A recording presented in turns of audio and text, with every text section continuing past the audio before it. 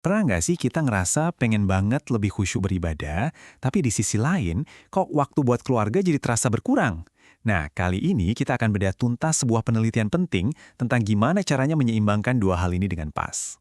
Ini dia dilema yang sering banget dihadapi muslim di zaman sekarang. Gimana caranya kita bisa ningkatin ibadah personal, tapi di saat yang sama nggak menelantarkan tanggung jawab ke keluarga? Penelitian yang akan kita bahas ini punya jawaban yang dalam banget soal ini. Oke, kita masuk ke intinya ya.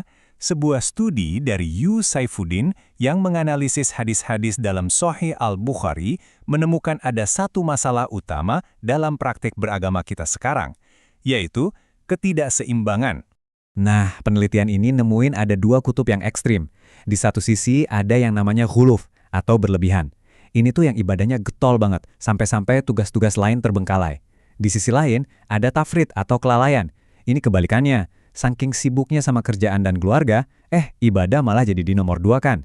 Menurut penelitian ini, akar dari keduanya sama, salah paham soal makna ibadah. Terus solusinya gimana, Dang? Nah, penelitian U Saifuddin ini mengangkat kembali sebuah prinsip inti dalam Islam untuk menyelesaikan konflik ini.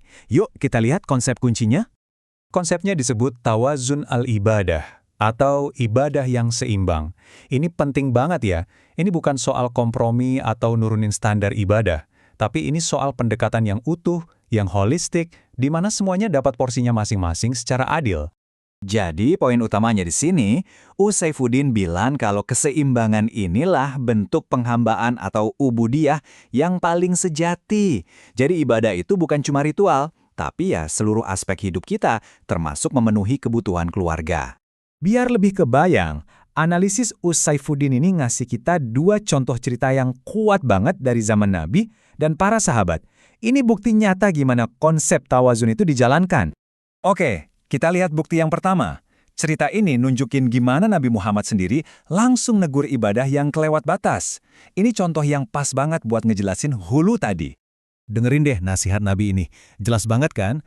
Beliau bilang, tubuh kita, mata kita, bahkan istri kita, itu semua punya hak yang harus kita penuhi. Jadi ibadah yang kita lakukan nggak boleh sampai merampas hak-hak mereka. Lanjut ke cerita kedua. Nah, dari analisis U Saifuddin, kisah ini nunjukin gimana para sahabat itu saling ngingetin soal keseimbangan ini. Jadi ini bukan cuma teori, tapi bener-bener dipraktekan. Lihat deh, nasihat Salman ini dalam banget. Dan yang lebih luar biasa lagi, Nabi sendiri membenarkan ucapannya. Salman benar, kata Nabi. Ini jadi semacam stempel pengesahan kalau prinsip berikan setiap hak kepada pemiliknya itu adalah inti ajaran Islam. Oke, jadi hak keluarga apa aja sih yang sebenarnya dilindungi sama prinsip tawazun ini? Sekarang kita bahas dampak praktisnya. Penelitian U Saifuddin ini negasin kalau ibadah yang seimbang itu secara langsung jadi pelindung hak-hak inti keluarga. Bisa kita lihat di sini, mulai dari hak keintiman dengan pasangan, hak anak dapat bimbingan, sampai hak diri kita sendiri buat istirahat. Seringkali, justru hak-hak inilah yang jadi korban pertama kalau kita terlalu ekstrim dalam beribadah. Nah, ini dia kuncinya. Dalam Islam, memenuhi kebutuhan emosional dan fisik keluarga itu bukan gangguan, tapi justru bagian dari ibadah itu sendiri dan berpahala. Jadi senyum kita ke pasangan, waktu kita main sama anak, itu semua bisa jadi ibadah. Sebagai penutup, studi U Saifuddin ini ngebandingin kerangka Islam ini sama konsep modern yang lagi ngetren. Perbandingannya ini benar-benar membuka mata loh.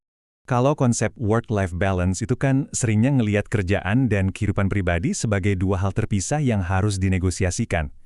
Tapi, konsep tawazun dalam Islam ngelihat semuanya, kerja, keluarga, istirahat, ibadah ritual, sebagai satu kesatuan yang tujuannya sama, mengabdi pada Tuhan. Ini benar-benar mengubah cara pandang kita kan? Dari yang tadinya mikirin konflik dan kompromi, jadi mikirin gimana caranya mengintegrasikan semuanya secara utuh. Semua aktivitas kita bisa jadi jalan untuk lebih dekat dengan Sang Pencipta.